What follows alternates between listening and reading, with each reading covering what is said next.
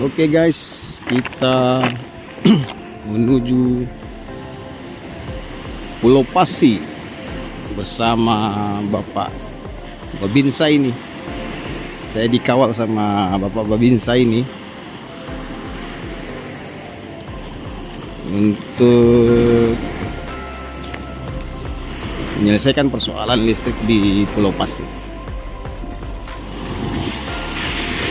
Oke sahabat-sahabat EBT, teman-teman di Indonesia, bahwa kita berada di Menara Indah, Pulau Pasi namanya. Saya berada di shelter. Kita mulai melihat apa saja yang harus kita kerjakan. Pertama, inventarisir itu adalah SCC nya. Ini adalah baterainya. Baterainya ada 8 bank. Sementara kontrolernya ada 8, tapi satu tidak ada di situ, terbakar ya.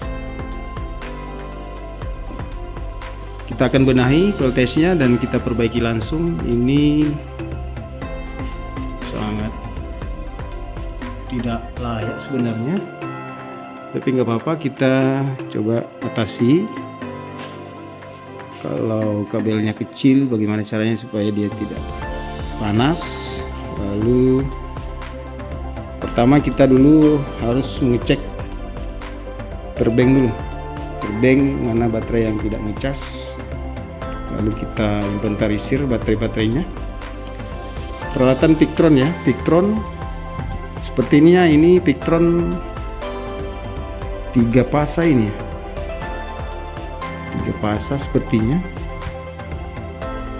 Kita coba lihat dulu apakah benar 3 pasa atau 1 pasa. Oke, kita lihat sistem sambungannya. Dari inverter terpisah, netralnya gabung, benar.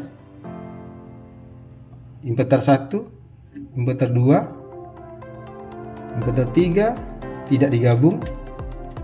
Di sini juga tidak digabung, di sini juga tidak digabung. Maka saya nyatakan ini inverter disinkronisasi 3 pasa. Jadi kemungkinan ini adalah inverter R S T atau UPW ya. Jadi sistemnya Victron 3 pasa, 1 pasa 1 Victron, dengan kapasitas, kalau dari baterai terlihat ada 8 bank, berarti kapasitasnya 40 kWp. Dengan DC coupling juga terpisah karena inverternya terpisah 3. DC couplingnya juga 3. Cuma 3-nya itu, sementara ini adalah 4 grup, berarti ada 1 inverter. Kita lihat dulu apakah dia,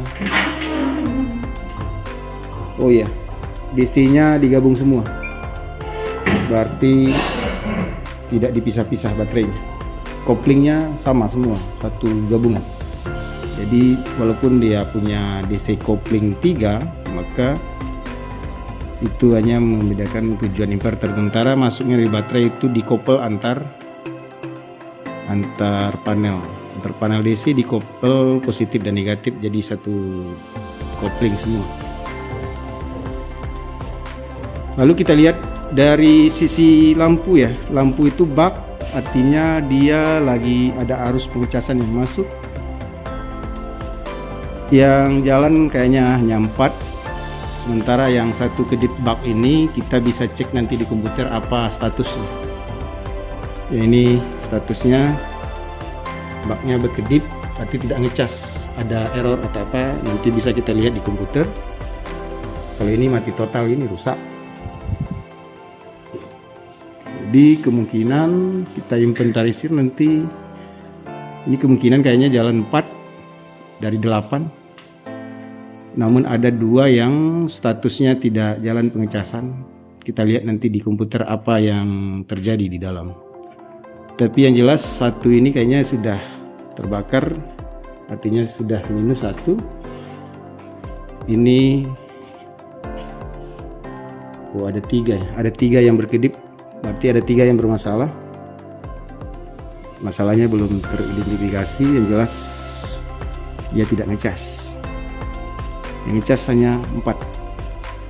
Dulu baterainya yang mana yang rusak dulu kita kasih keluar. Nah, setelah itu baru kita lakukan stabilisasi dan equalisasi. Jadi kita cek tegangan harus kisarannya itu di siang hari 2 sampai 2,4 paling tinggi, ya kan? Ya.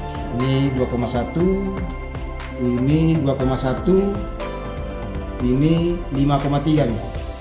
Nah, oke, jadi ini ya disilang sudah. Lanjut, kita lanjutkan susnya sampai selesai. Oke. Siap. Oke guys, ini masyarakat gotong royong didampingi langsung oleh Bapak Desa ini. Oh ya, Bapak Ketua ini lupa saya tadi. Ini tadi apa? Lebih ganteng sekarang, makanya saya lupa tadi. Oke. Jadi ini tahapan pertama, kita keluarkan yang positif rusak dulu, kita ganti dengan mengorbankan satu bank ya. Jadi baru tahapan pertama, dan tahapan ini kalau nggak salah ada 10 lagi.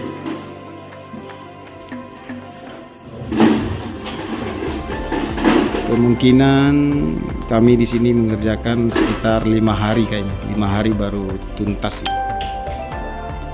Tahapan keempat ini sekarang kita mengukur internal resistance. Berapa? 0 tulis 0 ya. Mana nih? 2 ya? Oh 0.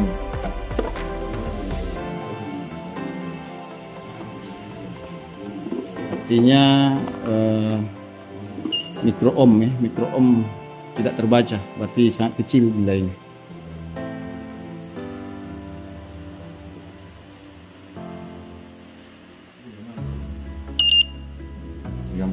Tiga empat puluh dua mikro ohm ya. Jadi alat ukur ini sanggup mengukur sampai ukuran mikro ohm, bukan mili ohm ya, tapi mikro.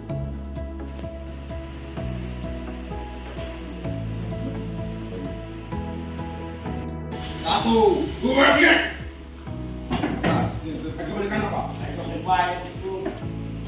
Ini tanda lagi.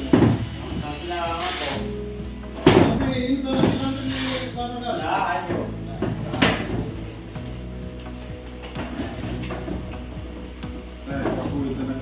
Foto yang kiriman Yurian Surabaya.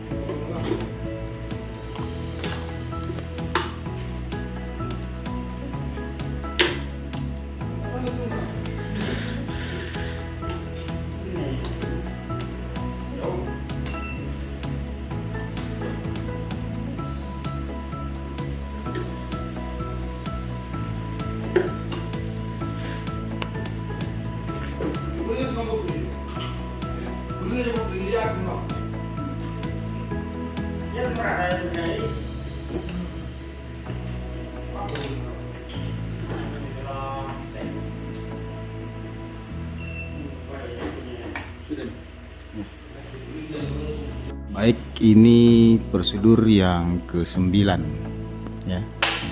Di saat titik absorb ditandai dengan lampu kuning menyala, sudah mulai absorb, diukur tegangan pengecas, diukur arus pengecasan.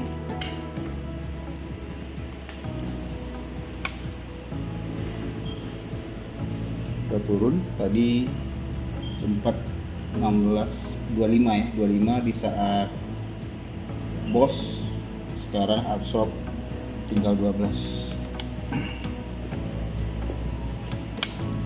Tadi 25 di saat 25 tadi di saat top cas atau bos, sekarang tinggal 12. Tadi 25 juga, sekarang tinggal 12. Tadi titik top cas 22, sekarang tinggal 11.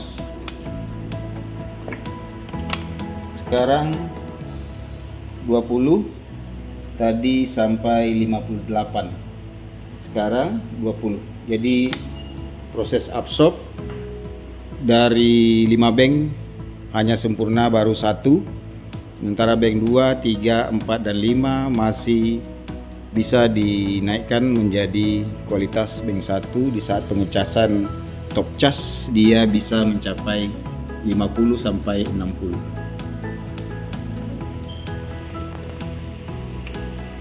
Nah, perlakuannya adalah kita mencari arus yang tertinggi dari semua baterai. Dari 4 bank yang ini kita cari dia yang kemampuan pengecasannya tinggi. Kita cek yang ini. Kita berikan tegangan 2,5, maka arus terlihat di sini 8 ampere, di sini 7. Jadi harus kita tulis di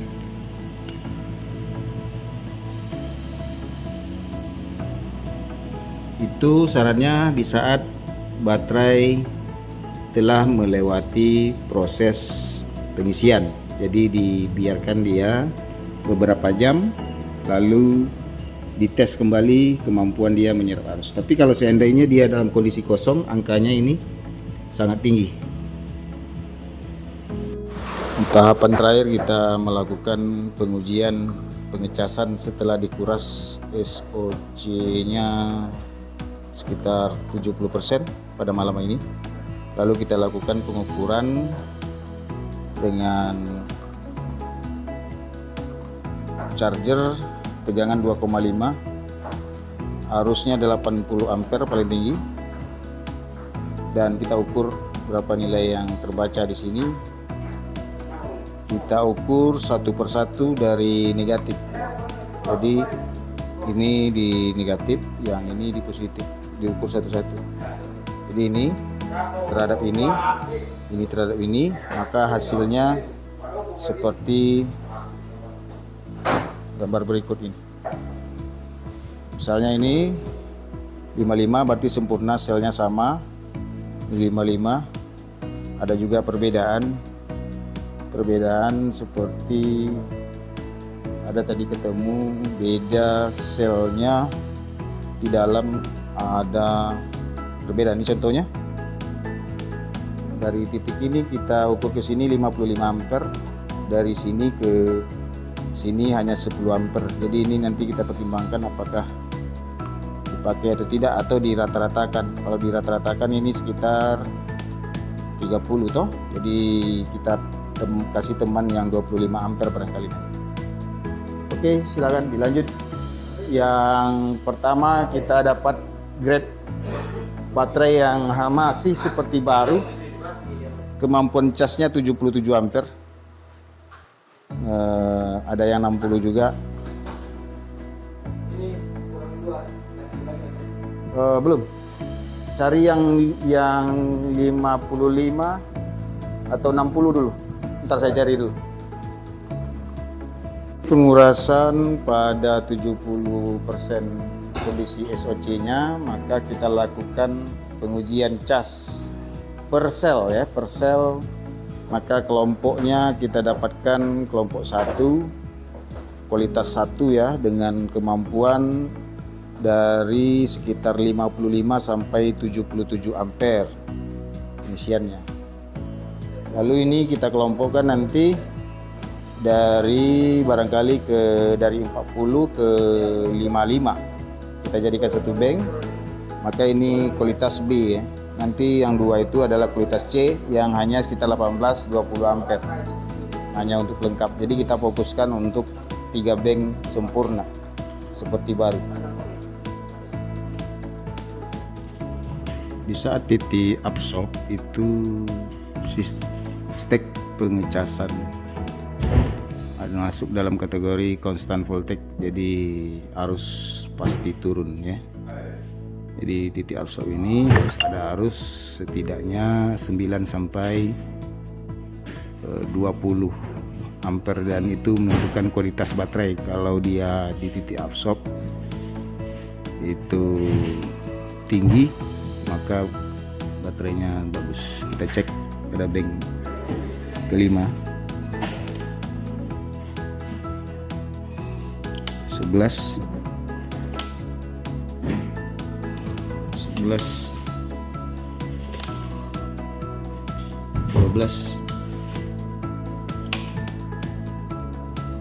10 33. Oke, jadi bank 1 belum penuh, yang lain sudah memasuki fase absorb dan floating. Oke, ini lagi Pak Operator. Cukup diberi tunjuk 1 kali sudah bisa bekerja sendiri, memperbaiki, men-setting energi limiter. Sudah selesai. Berapa ini Pak Operator? Sudah 1 2 3 4. Selesai 4. Masih ada 2 lagi.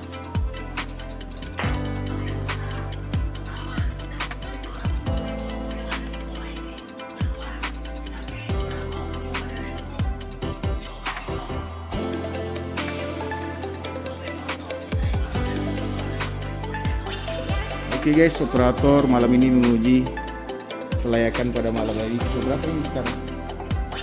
Bebannya sudah berkurang 8,5 di bank 5. Lanjut. 7,7, 8 juga. Oke, 8,7.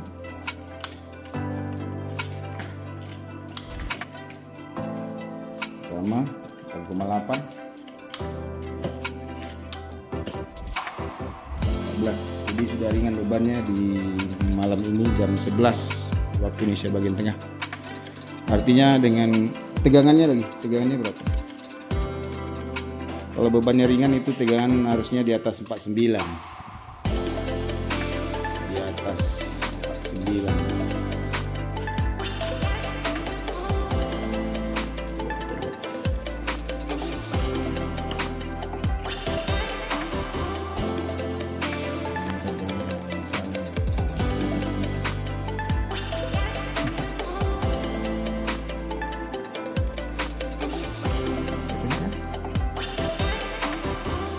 Kabel ini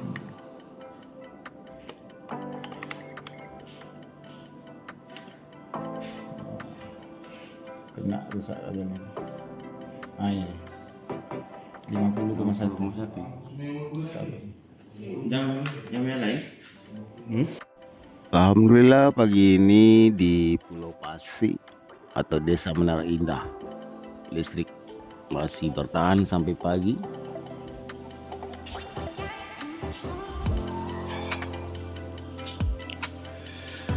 Dan hari ini kita nyatakan final perbaikan tahap 1 di Pulau Pasi.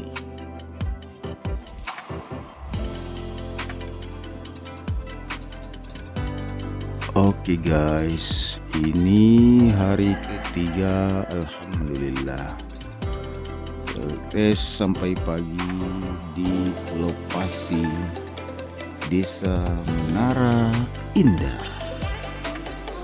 Pagi ini seindah suasana di pagi hari ini di Pulau Pasi. Ini ada tanah ya? Jadi jangan sampai ke Ya, cocok kami dulu. kan memberi pakai kemudian. Nah, nanti jagaan betul. Artinya, pokoknya kayak ya kayak itu jangan sampai biasakan lu ini tahu jangan sampai lah kebantungan ya. Nanti pengira pada saat sama itu main sama sapu kan tinggal ginjal sapu. Iya, iya.